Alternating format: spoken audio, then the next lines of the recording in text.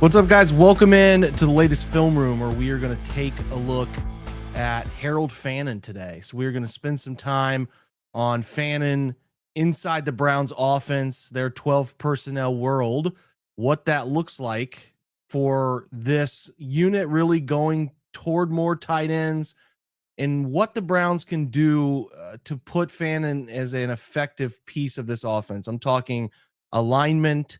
I'm talking target style, what sort of unique situations they can put him in. Can they put him in the wing? Can they put him in the slot? There are some interesting case studies around the league for the types of things that Fannin can do.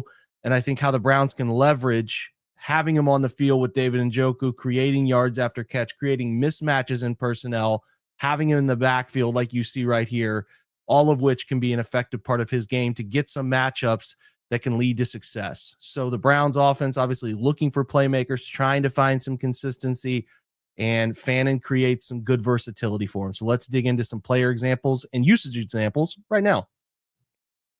All right, so one that sticks out to me in particular is Kyle Juszczyk, right? So these are going to be fullbacks, but they're hybrids. These fullbacks have become hybrid players. So he's up here, top of the screen.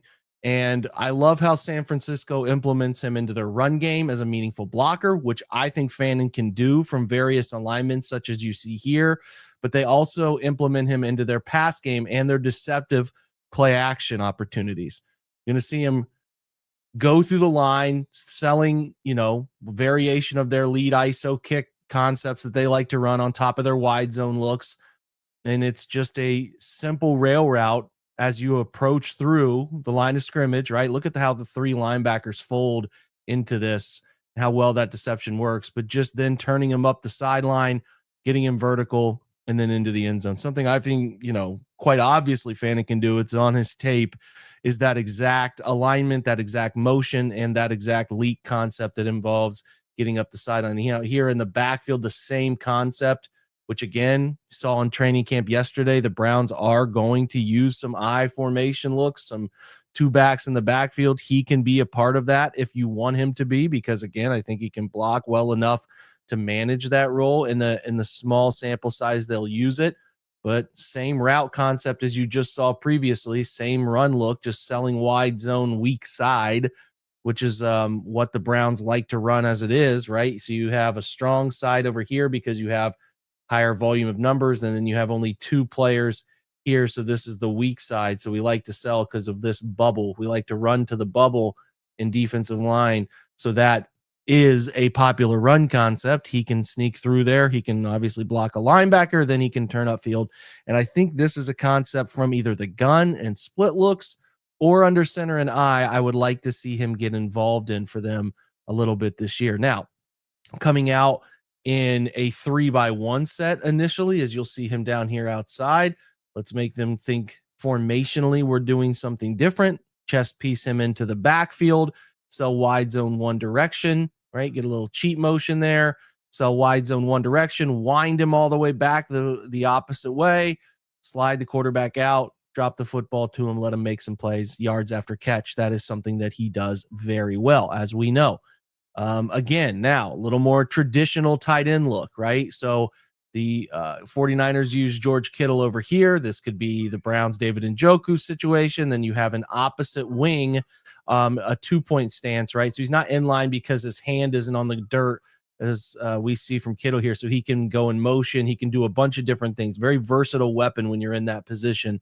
And they just use him in a tight end form look, right? And use him on a screen. Block that edge, let him release upfield, drop it to him, right?